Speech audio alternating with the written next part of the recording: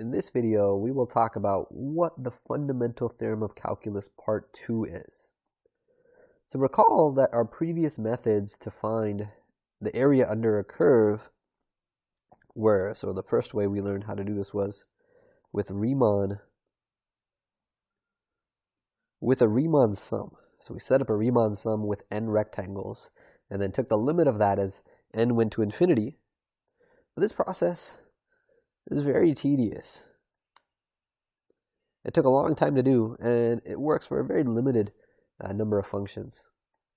The second way that we know how to find the area under a curve is to use geometry.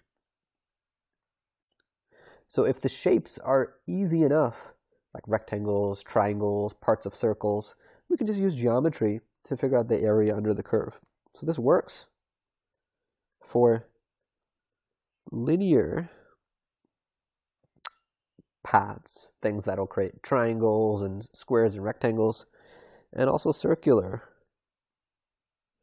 paths. So our goal for this section is, our goal for this video specifically, is to find a simpler way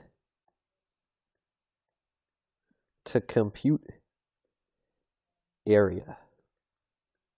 To compute the area under a curve. And this is where FTC part 2, the fundamental theorem of calculus part 2, is going to come in. Okay. So this is perhaps the most important theorem in all of calculus. And it says the following. If f is continuous on the closed interval from a to b, then the definite integral from a to b of f of x dx, so that represents the signed area under the graph, we can compute this by, it turns out it's the same thing as capital F of b minus capital F of a, where capital F is an antiderivative of lowercase f. So where capital F is an antiderivative of little f. So this is so important that I'm going to highlight this result. We can find an area under a graph by computing an antiderivative, call that capital F, plugging in the upper limit of integration, b, into it, plugging in the lower limit of integration, a, into it, and then subtracting those values. So this result is really just amazing. It's amazing because it reduces the problem of finding an area, which can be hard when we have a general curve, to just computing antiderivatives. And it's easier to compute antiderivatives than it would be to find areas using Riemann sums, for example, or trying to use geometry on complicated curves. Okay, so I want to give a rough sketch of the proof of this result in this video. So a proof sketch. And I think it's valuable to go over the proof of this because one of our key course goals is really to master the content that we learn. So I want you to have a feel for where do results like this come from. Okay, so the idea for the proof begins by letting g of x, I'm going to let this be an area function, the area function starting from a to x. So a is going to be some constant here. It's the beginning of this closed interval from a to b. And then I'll have an f of t dt in here. So g of x represents the signed area under the graph of f from a to x. So by the fundamental theorem of calculus, FTC part 1, which we've talked about in the last two videos, we know what the derivative of g of x is. We know that the derivative of g of x is going to be that function in the integral, f, but replace the t with an x.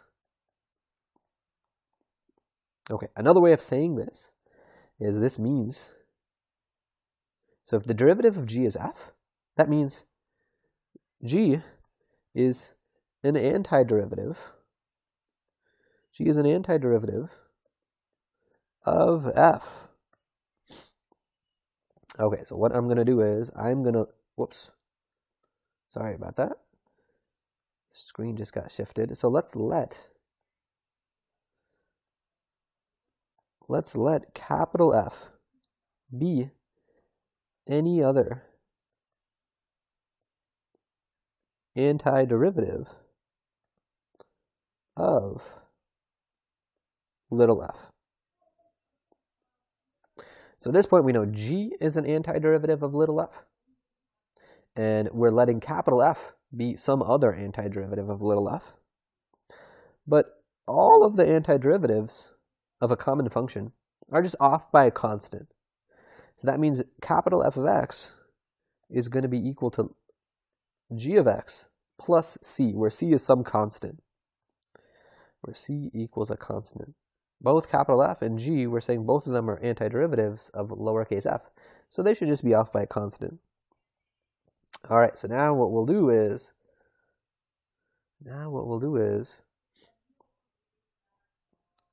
let's plug in b into capital F and subtract what we get when we plug a into capital F.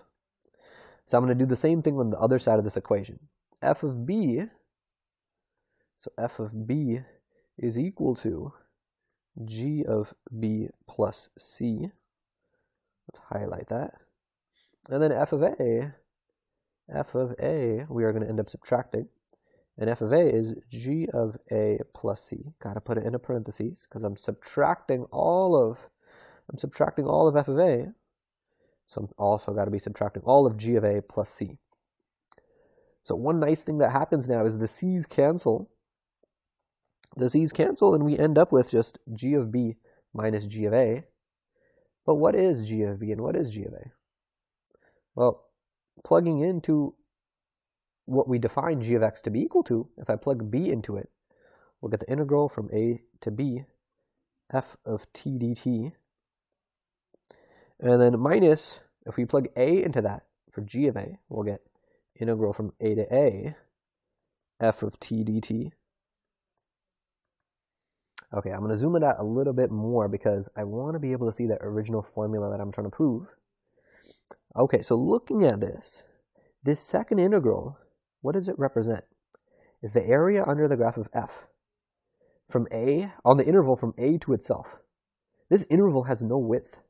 It's like looking at a graph and saying, here's a, but just find the area of that line from a to itself. But that line segment has no area. So this integral is just 0. So what we end up with is thus. We've just shown that the integral from a to b of f of t dt equals capital F of b minus capital F of a. And that's actually the formula that I wanted to show. The integral from a to b of f is equal to the antiderivative, capital F, plug b into that, minus that antiderivative, capital F, plug a into that. So I could get this to match that formula perfectly if I just change the t's to x's. This is the same as, this is just changing a variable. I could also write this as the integral from a to b of f of x dx is just relabeling that variable. And that is what we wanted to prove. So at this point, we have proved this thing. So I'm going to put some check marks here. We are done. We have proved this. In the next video, we're going to look at some examples where we use this FTC part 2. So in terms of our goals, we have now given a rough proof of FTC part 2. Next video, we are going to do some examples that will illustrate why this is so much better in terms of finding the area under a graph.